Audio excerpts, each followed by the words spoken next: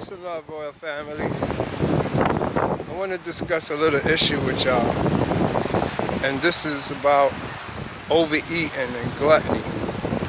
It seems like, us melanated especially, we follow a European diet and think that's the proper way to eat. And it's not just a European diet, it's a European psychology. The fact that we get up and the first thing we think of is breakfast is the fact that we're not thinking within our own minds. We don't eat breakfast because we're hungry. We eat breakfast because it's morning time, and that's what people do. The problem with that is that when you eat breakfast, you're going to get hungry within 3 to 4 hours later. And when this happens, you wind up going through what's called the food start breaking down or start digesting. So when the food starts to digest, you feel like you're hungry, but it's not really hungry. It's the food actually breaking down. So now by this time it's happening, it's lunchtime. So now you're telling me this, you're hungry again, and it's time to go buy lunch. So you run out and it's and now you're full. Over the next 3-4 hours again, start breaking down for lunch, you interpret it as you're hungry again and you're ready for dinner. So this process is a long cat really chasing its tail, eating something, because from the morning time you started, you was never hungry in the first place. But when you went and ate that first meal, you just made yourself hungry. So by the next few hours, it's the feeling of breakdown that you start chasing for the rest of the day. Night 2, and it keeps repeating itself. You have to learn discipline. You understand? You should eat no food until 12 o'clock because the body hasn't warmed up yet.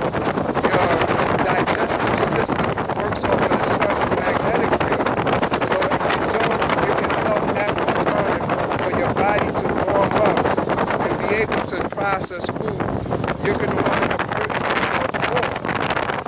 So that's one of the main reasons we have a lot of obesity amongst the black community. And even though a lot of them try to go to the gym and work out to make it look good, it don't come out good because when you're like 45, 50, 60 years old, your ass better be going to the gym to keep that up. As not, it's going to start looking stupid on you. You're going to have titties. Your skin is going to hang like a motherfucker. You know why? Because of all that impurities you was eating was all puffed up with like that make it look hybrid or make the meat bigger. And this goes in your body. So now you got women with big asses and big titties that come out of nowhere. Y'all think it's an evolutionary upgrade. No, y'all being poisoned over there. Go to other countries, you see people don't look like that because all them chemicals is banned in other countries. You understand? So we ourselves, we have to understand that being black or whatever you want to be, anyway, humans to go for, but especially black people, because white people could eat just about anything and they don't care. Either it works with their metabolism or they get cancer and die and they're happy with that, they're good. But black people, it tear you down and punishes you first. It don't just kill you. You understand? You go through diabetes, you go through Alzheimer's, you go through all type of craziness that you don't have to put yourself through. The proper way to do it, even if I'm not even going to go vegan on y'all, even if you want to eat meat, the proper way is wait 8 hours before you eat another meal, 9 hours before you eat another meal. You understand? So you plan your meal after 12 midday, and then you make it a big meal, one big meal. For me, that's it for the day. I'm good. I discipline myself because the simple fact after that, the body has to first break down the food into your digestive system. Then after that, it has to go back now and then use what's good, the nutrients, to rebuild you, build you up. So it's a 2-part process. But if you always eating, your body stay in a digestive stage, you never get to actually use the nutrients you're talking about, or you eating and you wind up shitting it out and pissing it out, or you just wind up having it floating through your body in the bloodstream till you catch some type of cancer or something and die. So basically, the proper way and the only way for any human being is probably 1 to 2 meals a day. That's it. You have to train yourself and get your body back to its proper frequency, the BMI, if it have to be in sync. If not, you're gonna wind up getting sick. You understand? So it all starts with your mind. You have to discipline your mind. When you start caring too much about how your food tastes, how it's prepared, all this other shit, you remember you're killing yourself. Because natural food, or the how you say it, the foods of the nation or the herbs of the nation is here to heal the people. It didn't say put some adobo or sazon on it or something. These is all chemicals, you understand? And that's what fucks y'all up, because you're trying to prepare it all good and nice, and it's not what it's supposed to be. You're just supposed to get a nice meal in, eat. If it's a lettuce, tomato, enjoy the fucking flavor of it. Don't try to soup it up and gas it up to be some old non-African or non-indigenous food of the world and make it hybrid. I don't care if it's from putting mayonnaise or ketchup on it. That shit don't go. Ain't no goddamn shit. Ketchup don't go on trees. Mayonnaise don't go on trees or come out the ground. So you got to know what you're doing out here. You're killing yourselves. Eating 3 meals a day is keeping your body at work. And you have to give your body some time for your body to regenerate itself and to use all the minerals and magnetics and put it in place. So you will have to fast. Fast is a form of purification. You purify your body by fasting. So don't listen to people, and don't even listen to your stomach or your mind when you start interpreting hunger signals as hunger. It's not hunger, it's breakdown. That's your body's breaking down the food. 1 meal is supposed to wait 8 to 9 hours before you eat another meal. And the reason it's good to do this is because the body has a way of taking care of itself. It heals itself. But the body has to be out of the digestive stage and into the healing immune system stage so that it knows what to do. But if you're constantly eating and eating and eating, it's constantly working to fix and heal or break down what you're eating on, because you're not giving it natural food, you're giving it corporation chemicals.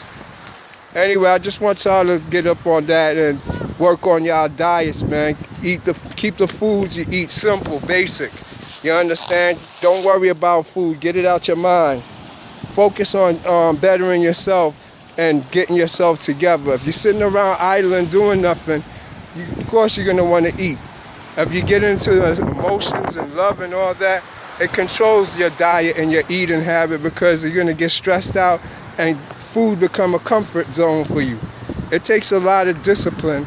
Only way you could get out of it is by educating yourself. Know what's in those foods you're eating and start not liking being the motherfucking execution of yourself, and then run into the doctor later.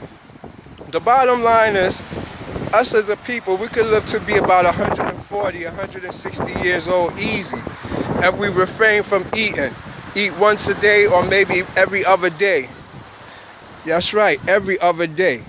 You gotta allow the food to break down. Discipline yourself, work out, exercise. You'll see that you have power and strength beyond food. Like, you get your power from food. For real, for real?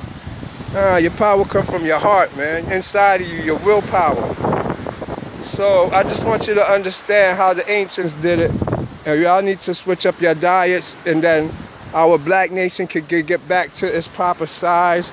All these oversized niggas with big chests looking like bitches with titties. That shit is gross, man.